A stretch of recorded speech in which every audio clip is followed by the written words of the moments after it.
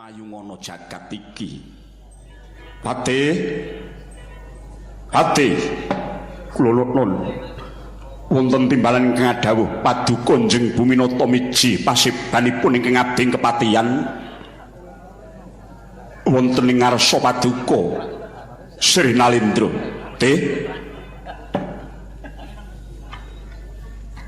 Nggonku dadi ratu wenang nepak mbun-mbunane wong sak negara.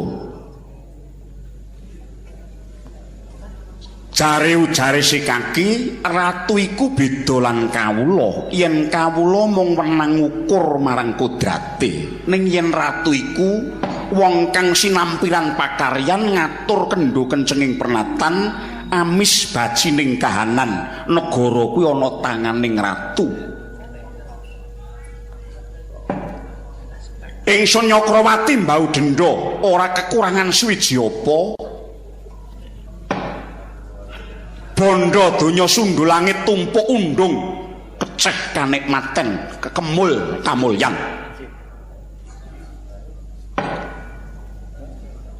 Mongko wong pinter ngendika enak kuwi apa lan kepiye, kepenak kuwi apa sarta kepiye, becik kuwi apa lan kepiye, bener kuwi apa lan kepiye, temen kuwi apa lan kepiye. Kula nuwun inggih mundi dawuh paduka. Lajeng kados pundi nuwun sewu werdinipun sinuwun. Enak iku rasa ingkang kakenyam utawa kesandang andadekake doyan tumekaning karem kuwi enak. Banjur kepenak iku rasa ingkang tumrap ing pratingkah ingkang andadekake seneng kuwi kepenak. Banjur becik iku kahanan ingkang mengenake kuwi becik. Wondene bener mono kahanan ingkang nocoki nalar. Mula sing pungkasan temen kuwi kahanan sing dianggep tulen. Nggih. Monggo jarene derajating temen kuwi ana sak ngisoring bener, derajating bener kuwi ana sak ngisoring becik, derajating becik kuwi ana sak ngisoring kepenak, derajating kepenak kuwi ana sak ngisoring enak, derajating enak kuwi ana sak dhuwuring kabeh mau. Kawula nuwun inggih. Enak, kepenak, becik, bener temen ingkang kesandang dening Ratu Ngastina Prabu Sentanu wektu palungguhan iki yen to tak rasa saya krasa tak gagas saya ngranui kaya ngene rasane wong urip dadi duda pati Sang antara ratri hamong cipta bukulon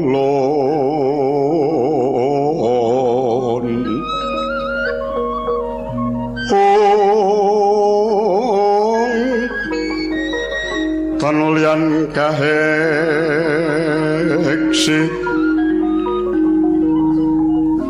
mila katur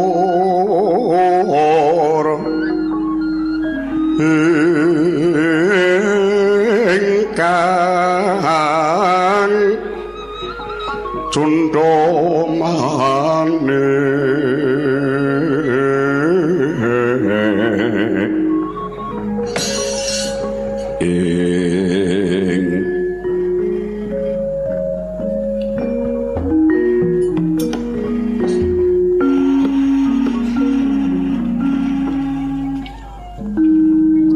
prasasat rangkeng ulun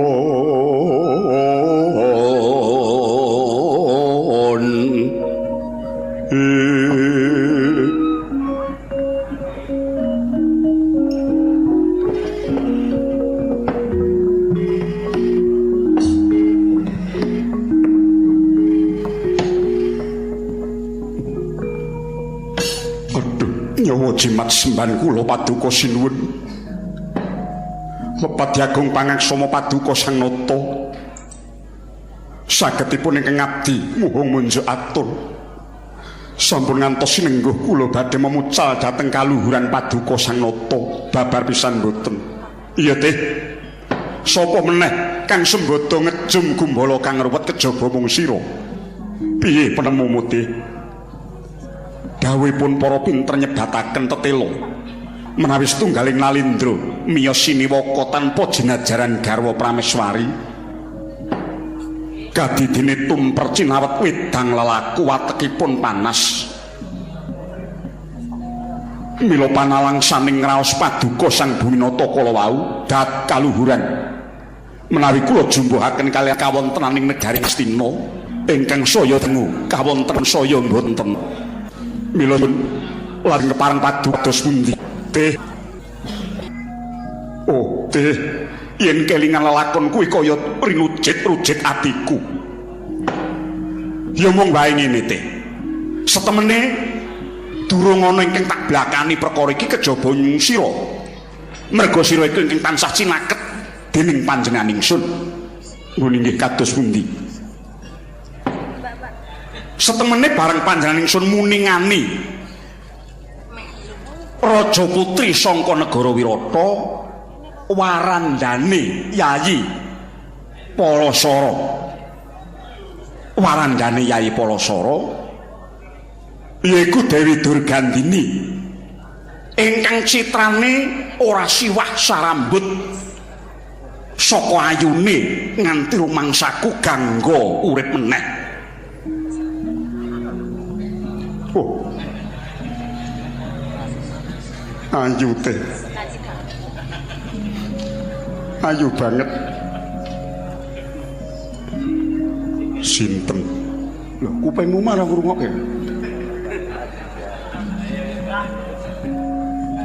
Putri negara Wirata warandane Yayi Palasara ing Saptawarga.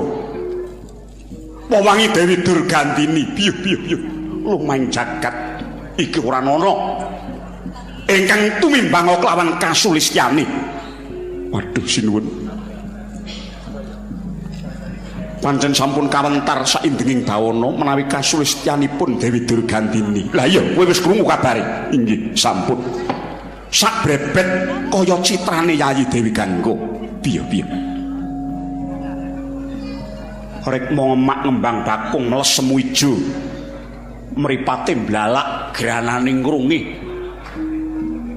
Latine yen disawang kaya legi-legi nek digeget. Piye-piye ana wong ayu kok nganti kliwat saka ukur. Saya meneh bareng saiki awake rada sut-sut. Siapa ya? Aku krungu kabar jare dipamer-pamerke jare.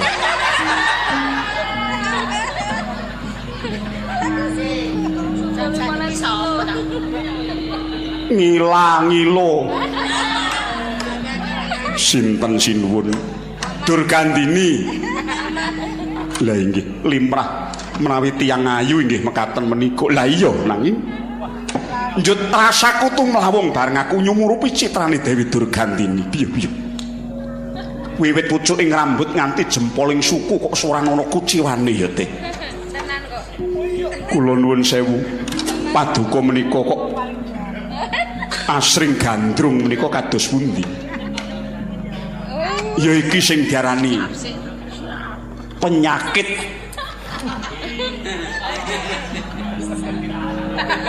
laraku ku sing ora iso mari iki ya nggen kene iki teh. Inggih. Kuwi dieleke wong pirang-pirang aku ya ngeyel wong. Anggere ngalem wis. Temene wong bisa nyembuh marang gregeting urip iki kok teh. Inggih sinuwun inggih. Namung ngengetono bilih paduka menika mengku bawat praja Nyakrawati mbau denda. Ayah sing jeneng Ratu Mono panguwasa tunggal jroning negara iki. Abang tak dadekake ijo-ijo tak dadekake kuning kuwi ana tanganing ratu. Nadyan to Prabu Sentanu ratu mindak sawenang-wenang nanging Tumaping rasa pribadi nggonku tansah nengenake marang rasa gandrung kayungyon marang suwijining wanita mau tak antepi kanthi anteping tekadku. Inggih. Menapa paduka mboten kemutan dhateng lampahan paduka kalian Gusti kula datari ganggo sinuwun. Ya yen aku eling nggonku omah-omah sepisanan kelawan si ganggo kaya-kaya aku moh mangun bali wisma meneh. Merga ngene teh sing jeneng wong ayu mono jebul larang regane. Wong ayu mono larang regane. Kejaba tinuku Raja Brana Picis ingkang ora sethithik cacahe nanging laranging rega mono dumunung ana tanduking rasa pangrasa. Mongko wong urip mono gagang tuna andum bathi. Yen tuna sing dibakul apa yen bathi bathine sapa sing didum jer wong urip iku tanpa pawitan pawitane ya mung urip. Yen aku eling kelawan ayune Dewi Gangga ingkang nyatane wis ngrusak pikirku merga bayi ingkang linairake saka guwa garbane mung tansah dipateni. Oh, apa ya selawase wong omah-omah mung arep kaya ngono. Nanging suwe sangsaya suwe tak glecah tak teliti tak ora arik jroning rasaku tinemune sak mengko wis manggon sak dewasane anakku lanang Dewa Brata ingkang nyatane wis Jaka Kumalakala. Aku banjur kepengin netepake uripku supaya besok nyedaki dina pungkasan ana sing tak ajak rembugan pade.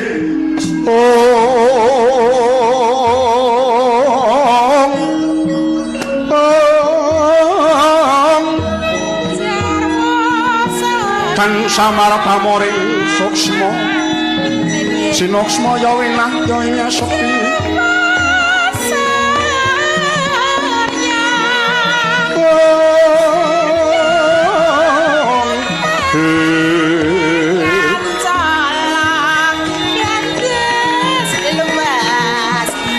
sinimpen telenging kalbu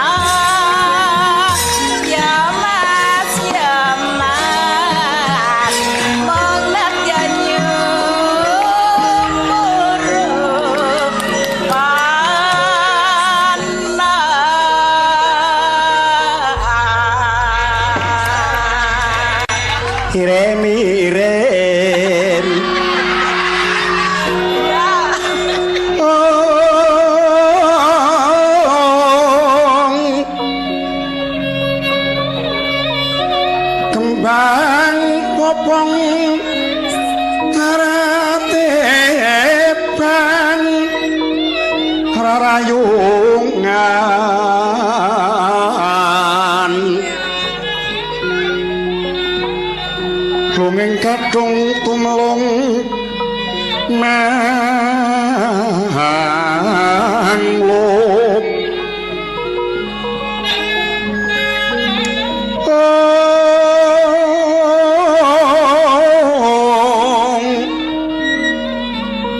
kati yuping maruta mondok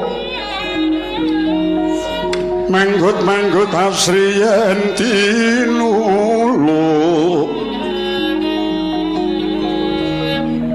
mawe semu kang mawur raras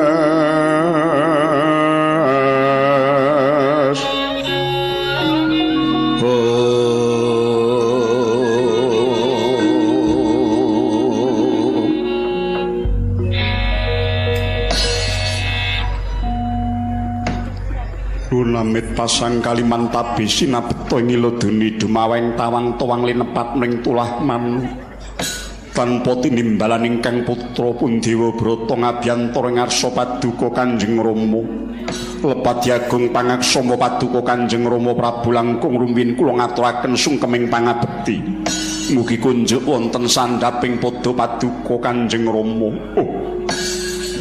Anakku nggih anakku wong Centara anak anunganing dita bocah lanang kang mursid bisa mikul dhuwur mendem jero menyang wong tuwa tak tampa gawe gedhening atiku pangestunipun Bapa Tampanana Dewa Brata kula pundi nggo jimat paribandayan ana kasantosan Rama sepisan malih kula nyuwun pangapunten nggih ora dadi baya pengapa malah katemben wae nggone ingsun miyos tinangkil sabejagong kelawan awakmu patih nggih Gestunipun waleh-waleh menapa keparenga kula munjuk atur ing ngarsa paduka Kanjeng Rama Dewaji. Piye Dewa Brata? Sampun ngantos tumlawung salebeting raos. Ingkang putra Yunidi palilah sarta nyuwun tambahing pangestu. Kula badhe lumawat dhateng negaring Wirata kepengin angbun-bun enjangan jejawah sonten. Warandanipun paman Nemban Palasara nenggih Dewi Durgandiri rening nyatanipun kadamel sayembara dinten mangke keparengipun Dewa Brata amupuh sayembaranipun Dewi Durgandini kula nyuwun pamit Rama. Anakku nggih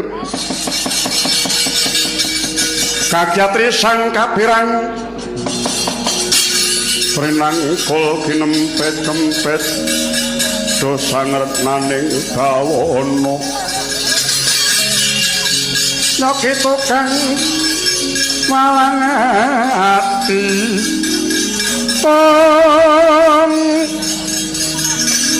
nyoki tukang nesing jas nyoki tukang kudu kering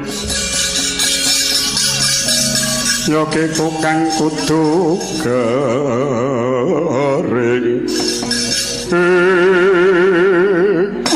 ladalah piye jebul pangudangipun bapa mau ora mung kandhek ana ing pangucap jebul kababar ana ing kanyatan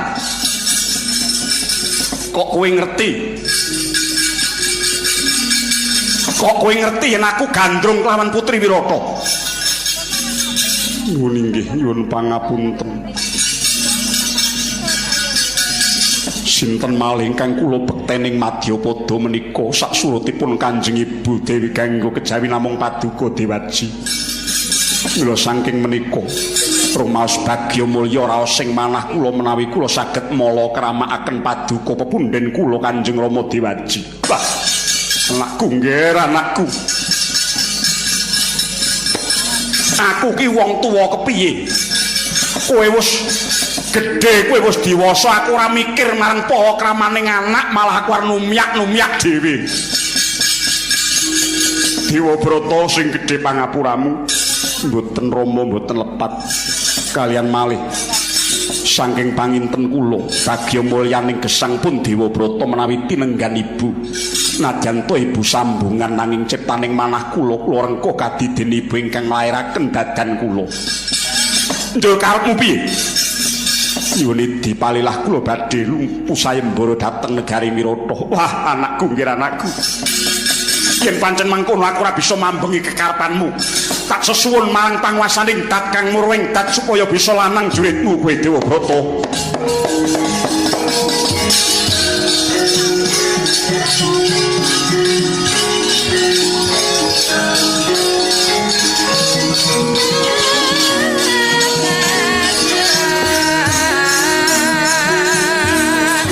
Ikra kang kala tumingal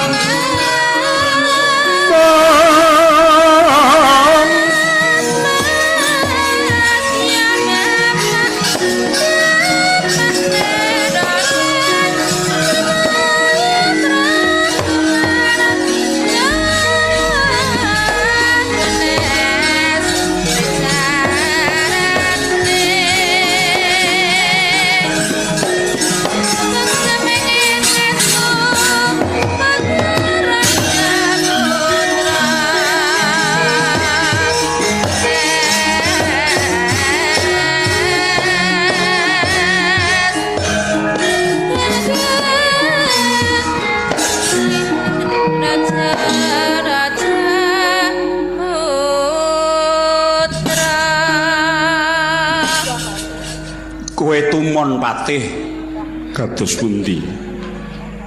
Ana wong tuwa kok dirabekke anak. Inggih wonten panunggilanipun.